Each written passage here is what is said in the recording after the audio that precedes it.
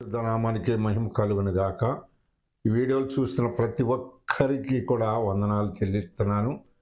రండి దేవుని వాక్యం చదువుకుందాం. మరొక శుక్రవారం చూసే భాగ్యాన్ని దేవుడు మనకి ఇచ్చారు కనుకనే మరి ఈ యొక్క సమయంలో కీర్తన గ్రంథం 142వ అధ్యాయం మొదటి మాట అంటున్నాడు, నేను ఎలుగెత్తి యెహోవాకు మొరపెట్టుచున్నాను అంటున్నాడు.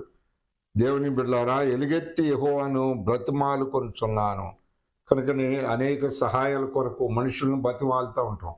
అనేక సహాయం కొరకు ఎక్కడెక్కడో మరి ఎవరెవరినో ఎదురు చూస్తూ ఉంటాం. కానీ భక్తుడు అంటున్నాడు, దేవుని దగ్గర మనం మొరపెట్టాలి, దేవుని దగ్గర కనిపెట్టాలి. ఆయన యెహోవా దేవుడు, యేసుక్రీస్తు ప్రభువారు మనందరికీ రక్షకుడుగా ఉన్నాడు, మనందరికీ దేవుడుగా ఉన్నాడు. యేసుక్రీస్తు అందరికీ ప్రభు.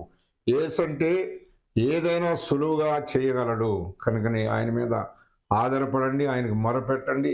ఆయన నీకు గొప్ప కార్యాలు జరిగించును గాక, నిన్ను నీ కుటుంబాన్ని ఆదుకును గాక. ఆమెన్.